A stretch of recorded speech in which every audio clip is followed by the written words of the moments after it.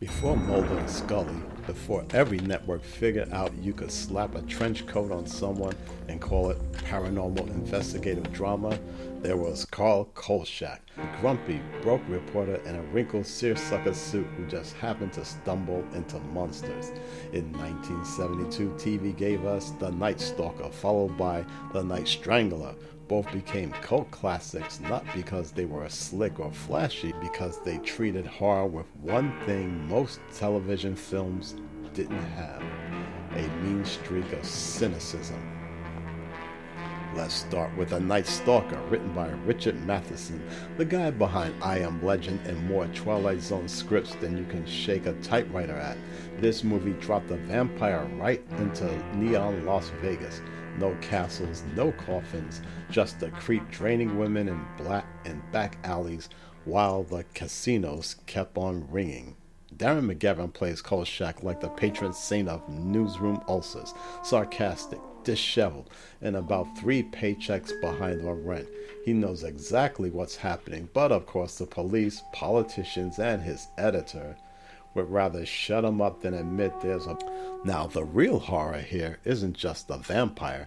It's watching Kolchak get steamrolled by bureaucracy, PR spin, and people in suits who rather protect tourist dollars than save lives.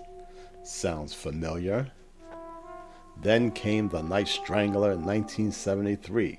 This time Kolchak ends up in Seattle because apparently if you get fired enough times you eventually drift north.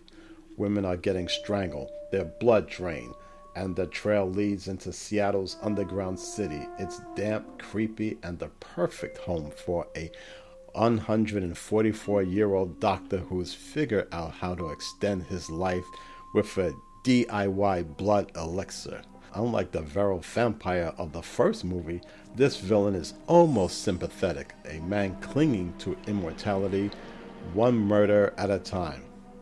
Richard Anderson from $6 Million Man fame plays him with enough dignity that you almost forget, that he's choking women for over a century. Again, almost.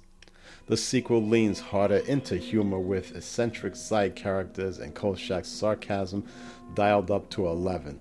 If The Night Stalker was lean and mean, The Night Strangler is slower, moodier, and maybe a little padded. But hey, watching Kolchak irritate everyone around him never gets old. By this point, the formula was established. Kolchak finds a monster, digs deep into the story, gets stonewalled by idiots in authority, and is proven right, only to have the whole thing buried in red tape by the end. Lather, rinse, and repeat. It's part horror, part newsroom tragedy, and Darren McGavin, he's the glue. Without him, Kolchak is just another TV investigator, but with him, he's the guy muttering insults under his breath while chasing vampires through casino parking lots. The 2 movies were so popular they spawned a short-lived series, Kolchak the Night Stalker. It didn't last long due to network meddling, low budgets, and McGavin's frustration killed it off after 1 season. However, its fingerprints are all over modern TV horror.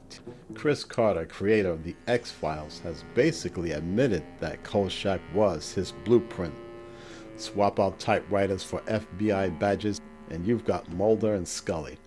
So while Kolchak might look like a cranky uncle who won't shut up at Thanksgiving, his influence is everywhere, from Buffy to Supernatural. Not bad for a guy whose boss spent most of his career yelling at him. In the end, The Night Stalker and The Night Strangler were more than spooky television films. They were sardonic snapshots of a world where the monsters were real, but the bigger problem was always the people in charge refusing to deal with them. Carl Kolchak never got the respect he deserved.